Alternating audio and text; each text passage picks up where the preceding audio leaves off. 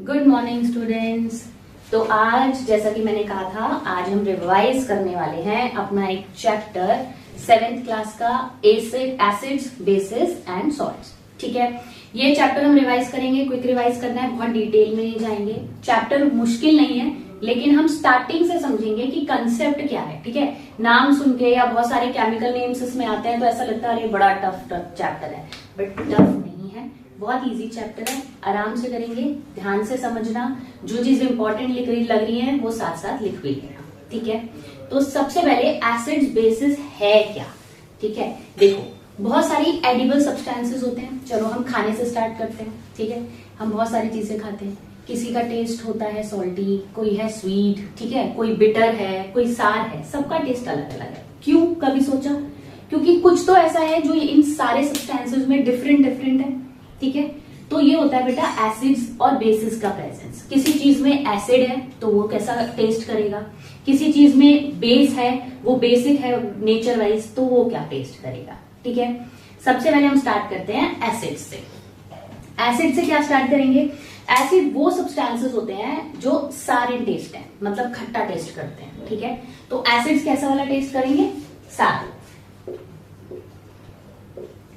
देखो इस चैप्टर में क्या स्टार्ट होगा, इस चैप्टर में एसिड्स और बेसिस की डेफिनेशन ज्यादा नहीं पूछी जाएगी, आप लोगों से पूछा जाएगा उसके अंदर डिफरेंस क्या है, उसके एग्जांपल्स क्या है। ठीक है, तो एसिड्स और बेसिस को साथ साथ के लेकर चलते हैं। एसिड्स और बेसिस दोनों का बताती हूँ, डिफरेंस भी आ जाएगा, एग्जाम्पल्स भी पता चलेंगे। ठीक है बेटा जी, देखो एसिड्स क्या होते हैं?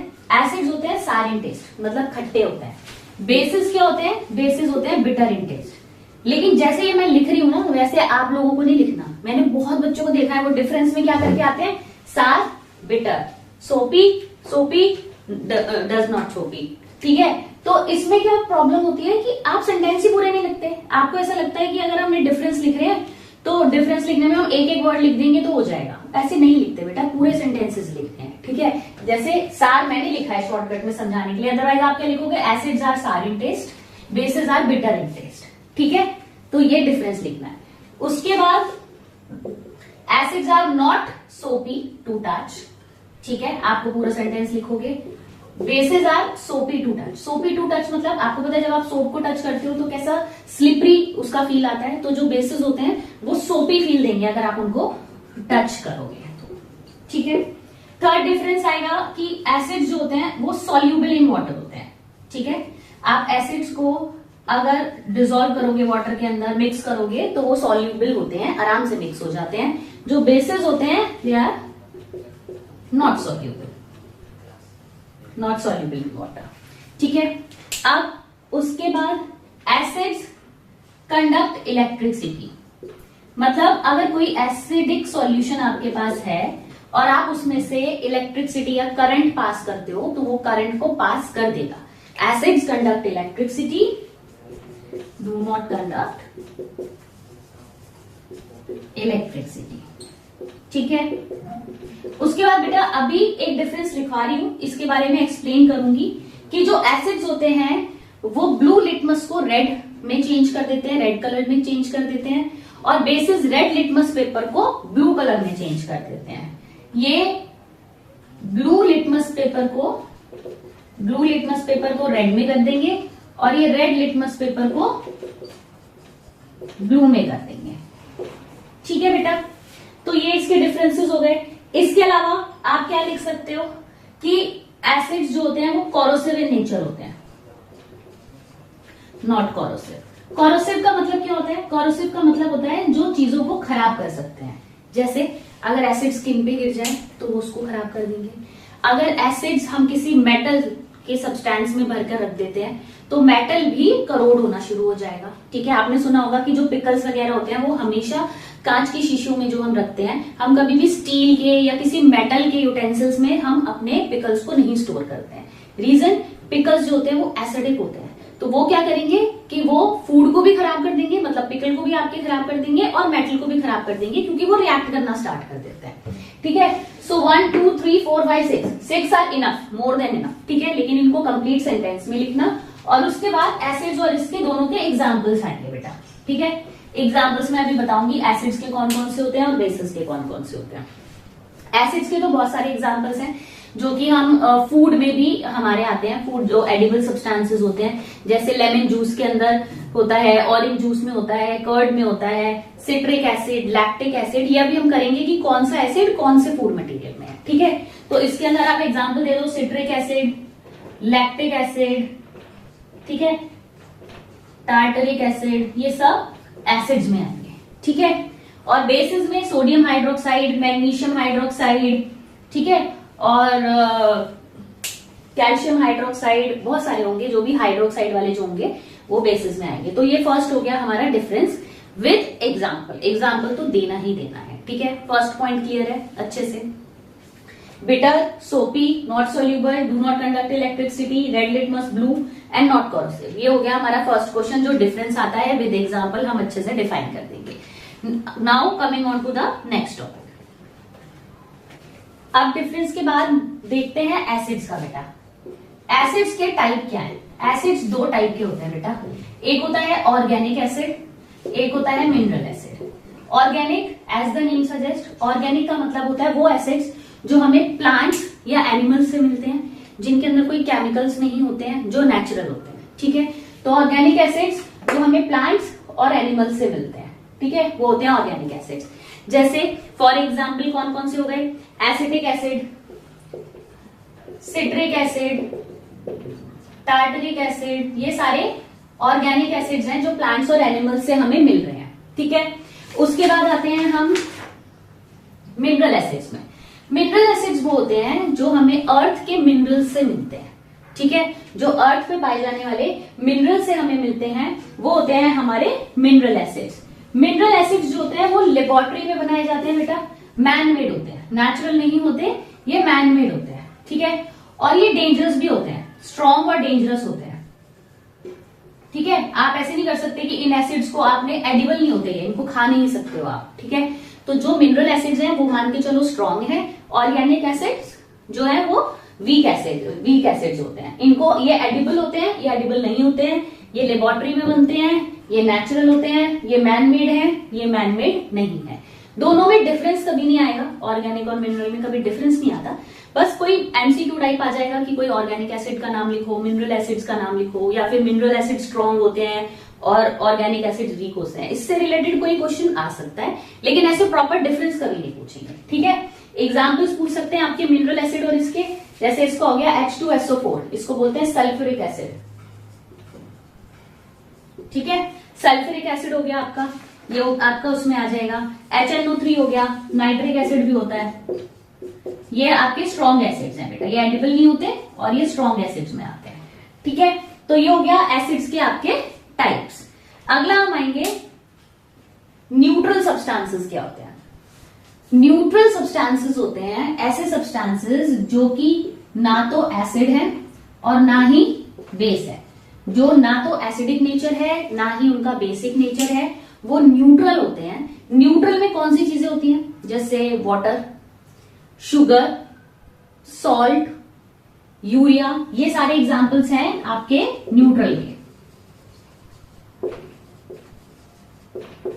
ठीक है। ये सारे एग्जाम्पल्स हैं आपके न्यूट्रल सॉल्ट्स के। ग्लूकोज भी आएगा, ग्लूकोज भी लिख सकते हो, ठीक है बेटा। देखो हर चीज के ना एग्जाम्पल याद करना बड़ा इंपॉर्टेंट होता है, क्योंकि ये आपके हर आंसर की क्वालिटी इंप्रूव करता है। एग्जाम्पल्स को आपसे आपके एमसीक्यूज भी आ जाते हैं और छोटे छोटे और क्वेश्चंस भी बहुत सारे बनते हैं। तो एग्जाम्पल तो याद करने ही करने हैं। अच्छा, बहुत सारे बच्चे क्या करेंगे, एक एग्जाम्पल लिखेंगे, एक एग्जाम्पल लिख के आगे लिख देंगे एटीसी, बस। एक एग्जाम्पल लिख के एटीसी लिखने की जरूरत नहीं है, एटलीस्ट 3 तो मिनिमम आप लिखो। एक एग्जाम्पल लिखते हो और एटसेट्रा लिख देते हो, काम खत्म। एटसेट्रा मैम सोचती रहेंगी बाकी के एग्जाम्पल्स, ठीक है। तो ऐसा नहीं करना है, ठीक है। कम से कम 2-3 एग्जाम्पल्स आपको याद रखने हैं। तो ये आपको क्लियर हो गया कि ऑर्गेनिक एसिड्स क्या थे, मिनरल एसिड्स क्या थे। एसिड्स के बाद, ठीक है, ये मैंने न्यूट्रल बताया, एसिड का फॉर्म नहीं है ये, ठीक है। न्यूट्रल बताया कि न्यूट्रल सब्सटेंसेस कौन से होते हैं, जो ना तो एसिड होते ना बेस होते, ठीक है। उनके एग्जाम्पल याद कर लोगे आप लोग। अब अगला टॉपिक जो आपकी बुक्स में दिया हुआ है वो है इंडिकेटर्स। इंडिकेटर्स का इंपॉर्टेंट है, क्वेश्चन आएगा ही आएगा। जितने भी इंडिकेटर्स हैं वो करेंगे और उसमें क्या कलर चेंजेस हैं वो बताती हूँ। इंडिकेटर्स, तो इंडिकेटर्स का टॉपिक बहुत इंपॉर्टेंट है बेटा। इस बोर्ड पे जो इस समय लिखा हुआ है, ठीक है, स्क्रीनशॉट लेना है तो ले लो, ये बहुत इंपॉर्टेंट है। इसमें से 3 से 4 नंबर का क्वेश्चन आता ही आता है एग्जाम में, ठीक है। इंडिकेटर्स होते क्या है? Indicators are the substances shows different colours in acids and bases. मतलब किसी भी सब्सटेंस को वो एसिड है या बेस हमें कैसे पता चलेगा, तो हम क्या करेंगे, हम इंडिकेटर्स का यूज करेंगे पता लगाने के लिए, ठीक है। ऐसा तो नहीं है ना हर चीज को हम टेस्ट कर लेंगे या टच करके ही बता सकते हैं, ठीक है। तो हमें क्या करना है, क्योंकि टच करने में हो सकता है कि वो स्किन को खराब करे, टेस्ट करने में भी वो डेंजरस हो सकता है। जो स्ट्रॉन्ग एसिड्स है तो आप कैसे चेक करोगे, नहीं ना। तो हम क्या करेंगे, एसिड्स और बेसिस इन दोनों का पता लगाने के लिए हमें यूज करने होते हैं इंडिकेटर्स। तो इंडिकेटर्स क्या करते हैं कि वो एसिड्स और बेसिस सबके साथ अलग अलग कलर देंगे। सपोज एक इंडिकेटर है, उसको मैंने एसिड के साथ चेक किया तो वो अलग कलर देगा, बेस के साथ चेक किया तो वो अलग कलर करेगा। तो हम कलर्स को पहचान के ये बता पाएंगे कि कौन सा सब्सटेंस एसिड है और कौन सा सब्सटेंस बेस है बेटा जी, ठीक है। तो इंडिकेटर्स क्या हो गए कि substances which shows different colours in acid and basic solution. Acid और बेसिक में जो different colours they are use to test whether a substance is acid और सॉलिड, एसिड और बेस, ठीक है। तो ये चेक करने के लिए होते हैं कि कोई सब्सटेंस एसिड है या कोई सब्सटेंस बेस है। ये क्लियर हो गया। इंडिकेटर्स इंडिकेट करते हैं कि कोई सब्सटेंस एसिड है या बेस, ये तो हो गई डेफिनेशन। फिर इंडिकेटर्स बेटा 2 टाइप के होते हैं, नेचुरल इंडिकेटर्स और सिंथेटिक। नेचुरल आप समझ गए, नेचुरल चीजें हमेशा वो होती हैं जो हमें नेचर से मिलती हैं, ऑर्गेनिक, नेचुरल, ठीक है। तो वो हमें प्लांट्स, एनिमल्स या नेचर से मिलती हैं। तो जो नेचुरल इंडिकेटर्स हैं ये हमें प्लांट्स से मिलते हैं, और जो सिंथेटिक इंडिकेटर्स होते हैं वो सिंथेटिक होती ही वो चीजें हैं जो मैन मेड होती हैं, ठीक है, जो आर्टिफिशियली प्रिपेयर की जाती है लेबोरेटरीज में, फैक्ट्रीज में। तो इंडिकेटर्स भी 2 टाइप के हैं, एक होता है नेचुरल और एक होता है सिंथेटिक। नेचुरल इंडिकेटर्स क्या होते हैं? नेचुरल इंडिकेटर्स में बेटा 4 हैं, लिटमस पेपर, ठीक है, रेड कैबेज, टर्मरिक और चाइना रोज। लिटमस प्लांट से बनेगा, लिटमस पेपर बनाया जाता है। रेड कैबेज से जो कि लाइट पर्पल कलर की होती है उससे बनेगा natural indicator. Turmeric yellow colour होता है, सबको पता है। और चाइना रोज जो होता है एक फ्लावर होता है, आपने देखा होगा, बहुत कॉमनली सब जगह मिलता है, लाइट पिंक कलर का। इन चारों को यूज करके हम नेचुरल इंडिकेटर्स बनाते हैं। और सिंथेटिक में आ गया बेटा फिनोक्थिलीन जो कि कलरलेस होता है, और मिथाइल ऑरेंज जो ऑरेंज कलर का होता है। ये दोनों सिंथेटिक है, आर्टिफिशियल है और मैन मेड है, ठीक है। अब देखते हैं कि ये जो 4 और 2 6 इंडिकेटर्स हैं, इसमें मैंने आपको बता दिया कि ये जो 4 है ये हमारे नेचुरल थे और ये जो लास्ट वाले 2 हैं ये सिंथेटिक। तो लिटमस पेपर जो नेचुरल वाले हैं उनका देखते हैं क्या हो रहा है। जो लिटमस पेपर होता है वो 2 कलर का है, एक रेड और एक ब्लू, ठीक है। तो इंडिकेटर्स में लिटमस पेपर क्या करता है, जो ब्लू लिटमस पेपर होता है, वो क्या टर्न हो जाता है, रेड कलर का हो जाएगा। Blue litmus paper red colour का हो जाएगा जब आप उसको एसिड में डालोगे, और अगर आप उसको ब्लू वाले को ही बेस में डालते हो तो वो तो ब्लू ही रहेगा, ठीक है, तो कोई चेंज नहीं आएगा। लेकिन ब्लू लिटमस पेपर एसिड्स में अगर आप डालोगे, एसिड्स के साथ रिएक्ट करेंगे तो वो रेड कलर के हो जाएंगे, ठीक है। ऐसे ही बेसिस में अगर आप रेड कलर का लिटमस पेपर लेते हो, रेड लिटमस पेपर लेते हो, तो वो ब्लू में चेंज हो जाएगा। रेड कलर एसिड में तो रेड ही रहा, लेकिन ब्लू में, बेसिस में वो ब्लू हो गया, बेसिस ब्लू। तो ये याद रखना, याद रखने में इजी होता है ऐसे कि बेसिस में ब्लू कलर हो जाता है लिटमस पेपर का, ठीक है। तो ये हो गया लिटमस पेपर इंडिकेटर। फिर आते हैं रेड कैबेज पे। रेड कैबेज इंडिकेटर बेटा लाइट पर्पल कलर का होता है, ठीक है। अगर आप उसे एसिड्स पे डालोगे तो लाइट पर्पल कलर रेड में चेंज हो जाएगा, और अगर आप उसको बेस में डालोगे तो रेड पर्पल कलर आपका ग्रीन में चेंज हो जाएगा। तो एसिड्स के साथ जब हमने रेड कैबेज का इंडिकेटर को यूज किया तो एसिड्स के अंदर कलर चेंज हो गया रेड, और बेसिस का कलर चेंज हो जाएगा ग्रीन। तो रेड और ग्रीन एकदम डिफरेंट कलर है, इजीली आप इंडिकेट कर सकते हो कि जो सब्सटेंस है वो बेस हुआ या फिर वो एसिड हुआ। थर्ड वन इज टर्मरिक, ठीक है। टर्मरिक हम घर में यूज करते हैं, येलो कलर की होती है। एसिड्स में उसके अंदर कोई कलर चेंज नहीं होता, वो येलो ही रहेगी, ठीक है। लेकिन बेस के अंदर वो रेड कलर की हो जाएगी, ठीक है। इसके ऊपर एक क्वेश्चन भी आता है बहुत बार, और आपने इन जनरल घर में भी देखा होगा कि सपोज आप कुछ खा रहे हो, खाने का जो खाना है आपके कपड़ों के ऊपर गिर गया, सपोज व्हाइट कलर के कपड़ों के ऊपर आपने कुछ खाना खाया, वो गिर गया, तो उसका येलो स्पॉट हो जाता है बिकॉज ऑफ टर्मरिक, हल्दी की वजह से वो येलो आ गया। अब जब वो धुलने के लिए जाता है, जैसे ही उसके ऊपर सोप लगता है जो कि एक बेस होता है, तो वो जो येलो कलर है वो रेड कलर में चेंज हो जाता है। इसका मतलब जो हल्दी है जैसे ही उसके ऊपर बेस यानी कि कोई सोप लगा तो उसका कलर चेंज हो गया रेड में। ठीक है, ये क्वेश्चन भी आता है बहुत बार कि एक शर्ट थी, कोई बच्चा खाना खा रहा था, उसको फिर धोया तो उसके रेड कलर हो गया, तो रेड कलर क्यों हो गया? तो उसका रीजन ये है कि येलो जो टर्मरिक होती है वो बेस के साथ रेड कलर देती है, इसलिए वो रेड कलर में चेंज हो गया। ठीक है, तो छोटे छोटे, ऐसा नहीं है कि ये जो इंडिकेटर्स के क्वेश्चन है बस ये यहां से कलर में ही आएंगे, इनका कहीं ना कहीं वो यूज करके दे सकते हैं। आजकल डायरेक्ट क्वेश्चन कोई नहीं देगा। ठीक है, तो टर्मरिक का एसिड्स में येलो, बेस में रेड हो गया बेटा। फिर चाइना रोज होता है लाइट पर्पल कलर का। लाइट पर्पल का मतलब है कि लाइट पर्पल कलर जब एसिड्स के साथ रिएक्ट होगा तो वो मैजेंटा में चेंज हो जाएगा, dark pink. Magenta means dark pink, और बेसिस के साथ ग्रीन। ठीक है, अब आते हैं सिंथेटिक पे। फिनोप्थिलीन और मिथाइल ऑरेंज। फिनोप्थिलीन की स्पेलिंग याद कर लेना, 80% बच्चे गलत लिख कर आते हैं। ठीक है, फिनोप्थिलीन की स्पेल कलरलेस होता है बेटा। फिनोप्थिलीन जो ओरिजिनली होता है वो कलरलेस होता है, और ब्लू, और वो एसिड्स के साथ भी कलरलेस ही रहता है। एसिड्स के साथ भी कलरलेस रहता है, और बेस के साथ वो हो जाता है पिंक कलर का। तो जो कलरलेस चीज है अगर वो कलरलेस ही है तो वो एसिड है, और अगर वो चेंज कर रही है अपना कलर, पिंक कलर कर रही है, तो वो आ जाएगा बेस में।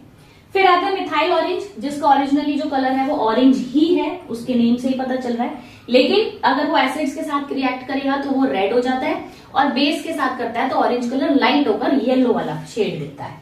ठीक है, तो ये सारे थे 4 आपके नेचुरल इंडिकेटर्स हैं, 2 सिंथेटिक इंडिकेटर्स हैं, और ये मैंने कलर चेंज बता दिए। जैसे टर्मरिक का क्वेश्चन आया है, बाकी भी जो इंडिकेटर्स होते हैं उनके भी क्वेश्चन आ सकते हैं, ऐसे ही टफ नहीं होते, कलर बेस्ड ही रहते हैं।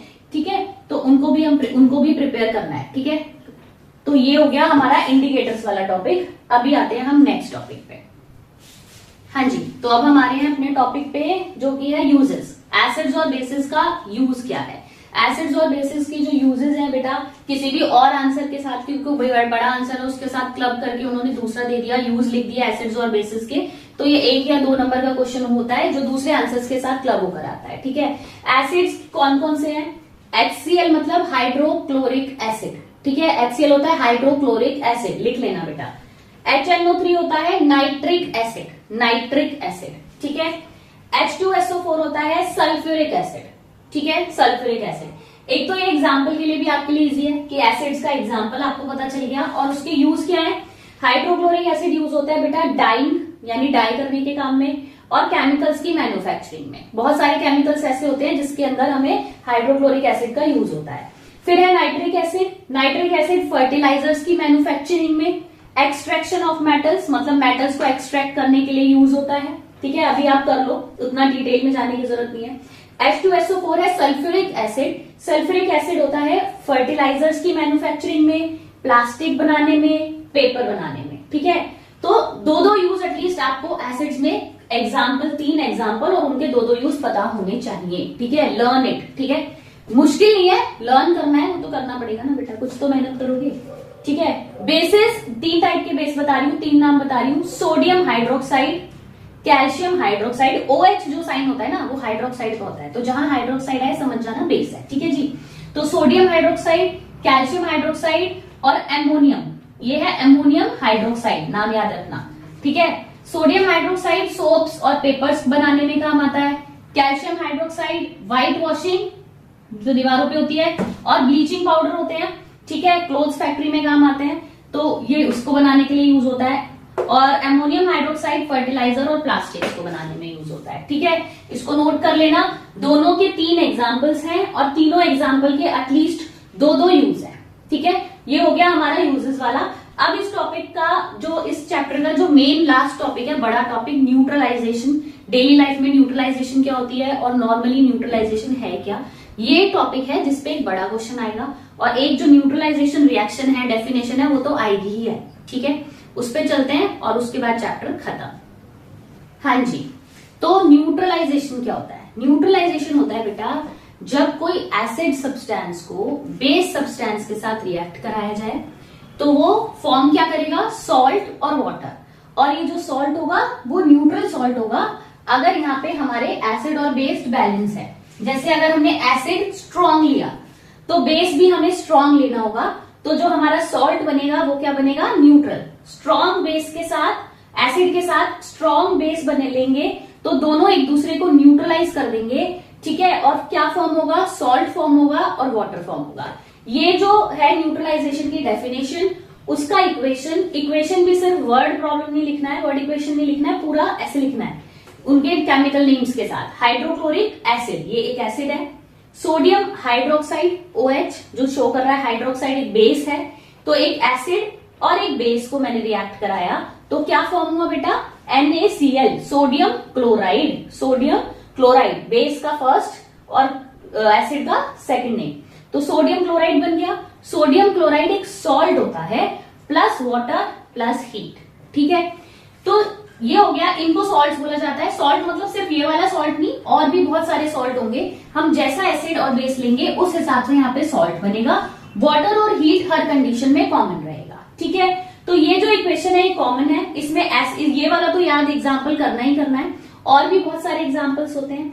अच्छा, ये जो सॉल्ट्स होते हैं ना बेटा, ये ध्यान रखना कि ये न्यूट्रल सॉल्ट भी हो सकता है, ये एसिडिक सॉल्ट भी हो सकता है, ये बेसिक भी होता है, ठीक है। कैसे होगा, सपोज ये दोनों स्ट्रॉन्ग है तो ये न्यूट्रल बनेगा, दोनों अगर हम स्ट्रॉन्ग लेते हैं तो, ठीक है। अगर मैं दोनों वीक लेती हूं, दोनों वीक एसिड और वीक बेस, तो भी ये न्यूट्रल बनेगा। लेकिन सपोज करो मैंने स्ट्रॉन्ग एसिड ले लिया, एसिड बहुत स्ट्रॉन्ग है, उसको न्यूट्रलाइज करने के लिए मैंने जो बेस लिया वो वीक है, ठीक है। तो अगर हमारा एसिड स्ट्रॉन्ग है और बेसिक बेस जो है वो वीक है, तो जो हमारा सॉल्ट है वो न्यूट्रल सॉल्ट नहीं बनेगा। कौन सा सॉल्ट बनेगा, उसमें किसका इंपैक्ट ज्यादा रहेगा। अगर यहाँ पे बेस वीक था और एसिड स्ट्रॉन्ग था तो ऑब्वियसली जो प्रोडक्ट बनेगा वो एसिडिक सॉल्ट बनेगा, ठीक है। वो एसिडिक बनेगा थोड़ा सा, उसमें एसिडिक का इंपैक्ट ज्यादा होगा, क्योंकि ये वीक जो बेस था वो इसको न्यूट्रलाइज कर ही नहीं पाया, ये इतना स्ट्रॉन्ग था। सिमिलरली अगर मैं ये करती हूं कि जो हमारा एसिड है वो वीक हो गया और बेस जो है वो मैंने बहुत स्ट्रॉन्ग ले लिया, तो जो अब की बार हमारा सॉल्ट वो बनेगा वो कौन सा बनेगा, वो बेसिक सॉल्ट बनेगा, ठीक है। तो ये बात समझ आई, जब दोनों तरफ एसिड और बेस बराबरी का मुकाबला है तो हो गया, मामला गया टाइप ए, मैच हो गया टाइप। लेकिन अगर एसिडिक ज्यादा स्ट्रॉन्ग है, ठीक है, तो सॉल्ट कौन सा बनेगा, एसिडिक बनेगा। और अगर बेस ज्यादा स्ट्रॉन्ग है, ठीक है, स्ट्रॉन्ग बेस है, तो हमारा सॉल्ट कौन सा बनेगा, वो बेसिक सॉल्ट बनेगा, ठीक है। तो हम कौन सा एसिड या बेस ले रहे हैं ये डिपेंड, इसी पे चीज पे डिपेंड करेगा कि जो हमारा सॉल्ट है वो कौन सा बनेगा और वो किस टाइप का बनेगा, ठीक है। तो ये हो गया हमारा न्यूट्रलाइजेशन, एक जनरल 2 नंबर का क्वेश्चन। छोटा छोटा जो वीक और स्ट्रॉन्ग वाला मैंने आपको बताया वो MCQs में आ जाएगा। तो ये हो गया न्यूट्रलाइजेशन, ये हो गई उसकी इक्वेशन। एज इट इज याद कर लेना, इसको ना याद करने का कोई चांस होना ही नहीं चाहिए, ठीक है। अब कुछ न्यूट्रलाइजेशन के इनके रिएक्शंस हैं जो इन्होंने बताया है कि एवरीडे लाइफ में न्यूट्रलाइजेशन होता है, हमारे आसपास जो हो रहा है या हमारे घर में कोई ऐसा रिएक्शन हो रहा है जहां पे न्यूट्रलाइजेशन हो रहा है, वो कौन से रिएक्शंस हैं, ठीक है। तो अब आते हैं उनके ऊपर। हाँ जी, तो अब आ गए हैं हम इस टॉपिक के, इस चैप्टर के लास्ट टॉपिक पे, neutralisation in everyday life. Everyday life मतलब कि हमारे जो आसपास डेली हमारा रूटीन चल रहा है उसमें क्या ऐसी कोई चीजें हैं जहां पर हम न्यूट्रलाइज करते हैं चीजों को, ठीक है। ये बहुत इंपॉर्टेंट है, 4 एग्जांपल्स हैं, ध्यान से सुनो। पहला है इनडाइजेशन। इनडाइजेशन मतलब जब आपने कुछ टू स्पाइसी खा लिया, कुछ फास्ट फूड खा लिया, पिज्जा खा लिया, बर्गर खा लिया, ठीक है। तो अगर आपने कुछ ऐसा खाना खाया जो आपको डाइजेस्ट नहीं हुआ तो आपके स्टमक में एसिडिटी ज्यादा हो जाएगी, ठीक है। एसिडिटी सुना होगा, एसिडिटी हो गई, घर में किसी को एसिडिटी हो गई, स्टमक पेन हो रहा है, ठीक है, तो अनईजी हो जाता है, टू मच एसिड रिलीज होना शुरू होता है, अनईजी हो जाएगा। अब हमें क्या करना है, उस एसिड को नॉर्मलाइज करना है, न्यूट्रलाइज करना है, ठीक है। तो हमें क्या चाहिए बेटा जी, बेस। तो उसके लिए हम कौन सा बेस यूज करते हैं, एंटाएसिड्स। एंटाएसिड्स मतलब जो एसिड्स को न्यूट्रलाइज कर दे, एसिड्स के एंटी हो, ऑपोजिट हो, वो उनको न्यूट्रलाइज कर दे। एग्जाम्पल है मिल्क ऑफ मैग्नीशिया, ठीक है। ये पूरा याद रखना, पूरा लिखना है आपको, तो मैंने शॉर्ट में लिखा है क्योंकि हम चैप्टर को इनकैप्सुलेट कर रहे हैं, इतना डिटेल में नहीं लिख रही हूं मैं, ठीक है। तो एंटाएसिड्स जो होते हैं वो होती है मेडिसिन के फॉर्म में, हम उसको खाते हैं। तो ये एंटाएसिड्स क्या करती हैं, ये एसिड्स को न्यूट्रलाइज कर देती हैं। ये बेसिक नेचर होता है, इनका बेसिक नेचर होता है। एक एसिड को न्यूट्रलाइज करने के लिए हमने क्या बताया था कि एसिड और बेस रिएक्ट होंगे तो न्यूट्रलाइज होगा। तो अगर हमारे स्टमक में एसिड एसिडिटी बन रही है तो हम क्या डालेंगे बेटा जी, बेस। बेस एंटासिड्स, एग्जांपल है मिल्क ऑफ मैग्नीशिया। तो जो स्टमक के अंदर एसिडिटी है, जो इनका अनकंफर्ट आपको हो रहा है, वो नॉर्मलाइज हो जाएगा, न्यूट्रलाइज हो जाएगा और कंडीशन कंट्रोल में आएगी। ठीक है। सेकंड है सॉइल ट्रीटमेंट। सॉइल्स भी क्या होती हैं, ये क्वेश्चन भी आता है कि सॉइल जो होती है वो एसिडिक होती है, टू मच एसिडिक हो जाती है, कई बार टू मच बेसिक हो जाती है। उनके रीजन क्या होते हैं? रीजन होते हैं बेटा फर्टिलाइजर्स। जो फर्टिलाइजर्स हम क्रॉप प्रोडक्शन के टाइम पे यूज करते हैं फार्मर्स, उन फर्टिलाइजर्स की वजह से सॉइल्स जो होती हैं, जो फार्मर सॉइल होती हैं, वो क्या होती है, बहुत ज्यादा एसिडिक हो जाती है या बेसिक। अच्छा, टू मच एसिडिक या बेसिक सॉइल में क्या होगा, जो क्रॉप्स हैं वो ग्रो नहीं करती हैं अच्छे से, तो सॉइल को क्या करना पड़ेगा, न्यूट्रलाइज। अगर सॉइल एसिडिक है तो उसमें बेस मिक्स करो, बेसिक है तो उसमें एसिड मिक्स करो और न्यूट्रलाइज करो। ठीक है। तो जब सॉइल टू मच एसिडिक होगी तो उसके अंदर दो बेस होते हैं। कौन से यूज करेंगे हम? क्विकलाइन और स्लेट लाइन। ये एमसीक्यू में आते हैं बेटा दोनों चीजें। ठीक है। क्विकलाइन और स्लेट लाइन एग्जाम्पल है बेस का, जो हम सॉइल में मिक्स करते हैं जब वो बहुत ज्यादा एसिडिक होगी। तो एसिडिक में जब हम बेस मिक्स करेंगे तो हमारी सॉइल न्यूट्रलाइज होगी। क्विकलाइन का केमिकल नेम होता है कैल्शियम ऑक्साइड। ओ मतलब oxide, calcium oxide. Slaked lime का मतलब होता है, कैल्शियम नेम होता है कैल्शियम हाइड्रोक्साइड, कैल्शियम हाइड्रोक्साइड। ठीक है। तो इसका ये वाला नाम और ये नेम, ये सब आपको पता होने चाहिए, आएंगे पेपर में। अगर हमारी सॉइल टू मच बेसिक हो गई है, बहुत ज्यादा बेसिक नेचर हो गया है सॉइल का, तो हम बेटा मैन्योर डालते हैं। मैन्योर क्या होती है? एसिडिक होती है। मैन्योर होती है एसिडिक इन नेचर, जो नेचुरल कंपोस्ट होती है, जो मैन्योर होती है, खाद होती है, उसको आप डालोगे, वो एसिडिक होती है नेचर में। तो वो जो आपकी बहुत ज्यादा बेसिक सॉइल हो चुकी है, उसको वो क्या कर देंगे, एसिडिक मिक्स करके, मैन्योर मिक्स करके उसको न्यूट्रलाइज कर देंगे। ये हो गया हमारा सेकंड एग्जाम्पल एवरीडे लाइफ का। ठीक है। फिर है ants and bee. Everyday life का मतलब ये नहीं कि बच्चे बोले मैम हम कहाँ क्रॉप्स को ग्रो कर रहे हैं। आप सिर्फ एवरीडे लाइफ सिर्फ हमारी नहीं, मेरी या आपकी नहीं, सबकी जो हमारे आसपास हो रही है। ठीक है। Ants and bee sting. Ants या बी स्टिंग अगर करती है तो बहुत ज्यादा, अगर किसी को करी होगी तो पता होगा, बहुत ज्यादा सेंसेशन होती है, इचिंग होना स्टार्ट हो जाती है। तो वो कौन सा एसिड रिलीज करते हैं? वो पूछते हैं कि एंड स्टिंग में आपको बताना है कि कौन सा एसिड हो रहा है और कौन से बेस से आप उसे न्यूट्रलाइज कर रहे हो। सब में, सारे एग्जाम्पल्स में बताना है। फॉर्मिक एसिड स्टिंग करते हैं, वो स्किन के अंदर इंजेक्ट कर देती हैं। अब उसको न्यूट्रलाइज करने के लिए दो बेस यूज होते हैं, या तो बेकिंग सोडा, घर में बेकिंग सोडा पड़ा है, आप उसको रब कर दोगे तो भी वो सेंसेशन नॉर्मलाइज हो जाएगी, क्योंकि एसिड के साथ बेस मिक्स होते ही वो न्यूट्रलाइज हो गया। इसको कहते हैं बेटा सोडियम हाइड्रोजन कार्बोनेट। नेम मैं बोल रही हूं, दोबारा ध्यान से लिख लो, सोडियम हाइड्रोजन कार्बोनेट। ठीक है। तो बेकिंग सोडा हो गया सोडियम हाइड्रोजन कार्बोनेट, और जिंक कार्बोनेट भी होता है, वो होता है calamine solution. Calamine solution medicine के अंदर आता है, उसको आप रब कर लोगे। जिंक कार्बोनेट को कैलामाइन सॉल्यूशन में यूज होता है। तो ये हो गया आपका एंड्स और बी स्टिंग का। लास्ट है टूथ डिके। टूथ डिके मतलब जब आपकी कैविटीज लग रही हैं, जब बैक्टीरियाज आपके कैविटीज के अंदर बैक्टीरिया ग्रो करने शुरू हो जाते हैं, फिर वो क्या करते हैं, वो एसिड रिलीज करते हैं। बैक्टीरिया क्या रिलीज करते हैं? एसिड रिलीज होता है बैक्टीरिया की वजह से। तो वो जो एसिड है, ठीक है, उसको न्यूट्रलाइज करने के लिए क्या यूज होता है? टूथपेस्ट। तो ये जो टूथपेस्ट होते हैं ना बेटा, ये इनके अंदर इनका बेसिक नेचर होता है, और वो सारे ही टूथपेस्ट का होता है। रीजन कि जो टूथ के अंदर आपको कैविटीज लगने के चांसेस हैं, एसिड्स की वजह से जो कैविटी होने के चांसेस हैं, वो चांसेस रिड्यूस हो जाते हैं अगर आप टूथपेस्ट डेली करते हैं। तो वो डेली जो एसिड रिलीज अगर हो रहा है, कैविटी है, तो वो बेसिक टूथपेस्ट के नेचर से न्यूट्रलाइज हो जाएगी और वो कंट्रोल हो जाएगी। ठीक है।